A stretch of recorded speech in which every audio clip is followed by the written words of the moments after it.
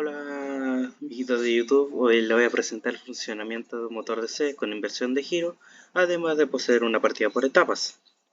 Para empezar a analizar este diagrama vamos a partir por el diagrama de fuerzas. Este diagrama posee una protección que es la termomagnética, luego está este conversor que va a transformar corriente alterna a continua para nuestro motor que es de corriente continua. Luego este arreglo que se puede ver acá es para un sentido y otro. KM1 va a ser sentido horario y KM4 va a ser sentido antihorario. Luego estas dos resistencias que están en serie va a ser para mi partida por etapas. Esta resistencia que se encuentra aquí al costado va a ser para una caída de tensión con el fin de que el motor que yo esté trabajando, que es de 180 volt, en vez de llegarle 230 o 220 le llegue menos cantidad de voltaje. Y al final esta resistencia que se encuentra con este contactor es para un frenado dinámico que va a ser accionado por la parada de emergencia.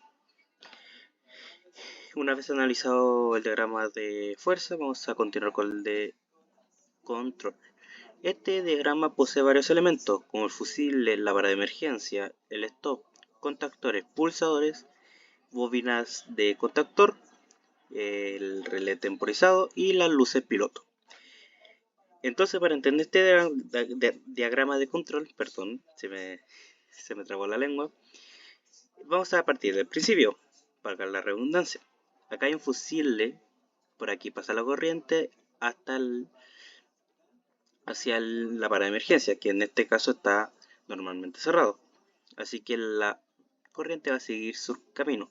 En el caso que yo accione la parada de emergencia, en vez de pasar por aquí, va a irse hacia KM5, que es una bobina que va a activar el frenado dinámico que está ubicado en el diagrama de fuerza aquí abajito, y también se va a accionar una luz piloto que en este caso es roja. En el caso que no esté activado, va a seguir su camino hasta el stop, que está normalmente cerrado, y va hasta KM5, que igual está normalmente cerrado. Acá yo tengo dos opciones: o pulsar el primer pulsador, que va a hacer que mi máquina gire en sentido horario, o el otro pulsador, que va a hacer que mi máquina gire en sentido antihorario. Así que, ¿qué va a ocurrir? La corriente va a circular por esta línea, por esta línea. Si yo le doy Start, va a pasar la corriente por el pulsador KM4, que está normalmente cerrado, y va a activar la bobina, que va a enclavar este contactor. Entonces, al estar enclavado, por acá va a seguir circulando corriente, aunque yo suelte el Start.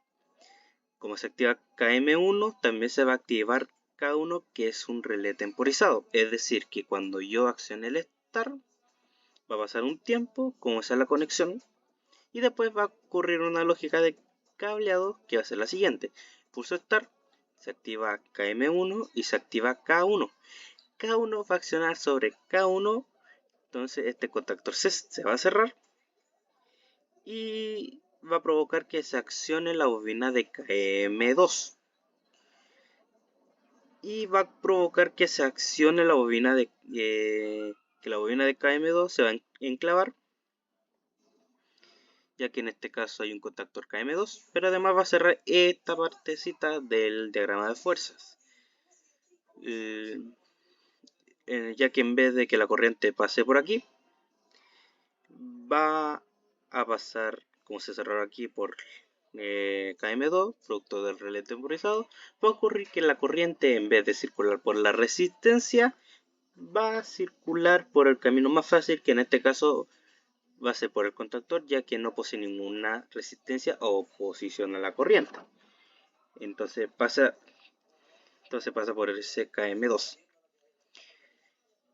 Pero además que la bobina se acciona, va a circular por el camino, va a provocar que KM3 se enclave, y KM3 a la vez también posee una lógica en el diagrama de fuerza que va a producir que este contacto se cierre o conmute, que cambie de estado de normalmente abierto a normalmente cerrado, lo que va a provocar que en el mismo caso que anterior del R1, en R2 también la corriente va a ir por el camino más fácil, que es donde se encuentra la corriente. Una vez analizados los dos diagramas, vamos a simular.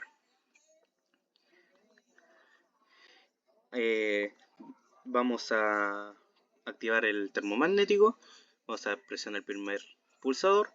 Lo que va a ocurrir es que se va a activar la primera etapa, que va a circular por la resistencia. Este que se encuentra aquí va a accionar mi segunda etapa, que es lo que yo les dije, que va a pasar por el camino más fácil. Luego se va a activar mi tercera y última etapa. En el caso que yo quisiera pulsar el otro pulsador, no va a accionar,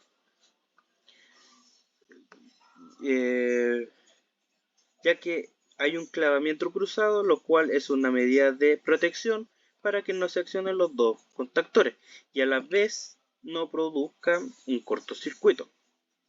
Ahora vamos a activar cómo funciona el frenado dinámico,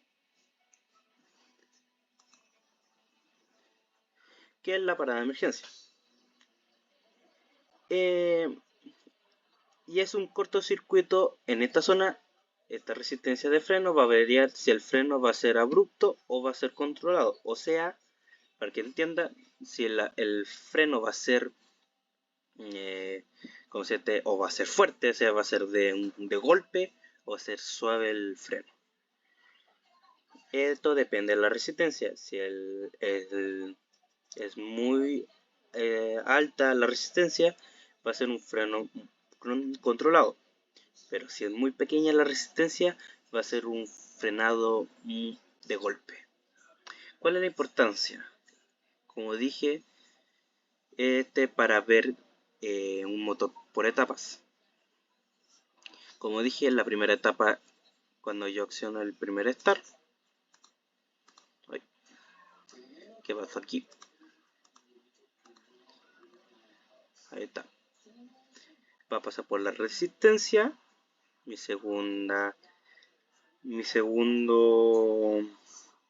etapa va a circular por KM2, que se va a cerrar. Y mi tercera y última etapa va a ser cuando yo accione tanto KM2 como KM3 y la corriente pase por estos contactores. Entonces eso sería todo, amiguitos. Cualquier cosa, duda que tengan, me lo hacen llegar a la cajita de comentarios. Y si no le quedó claro o yo me trabé, me dicen para hacer otro video. Muchas gracias.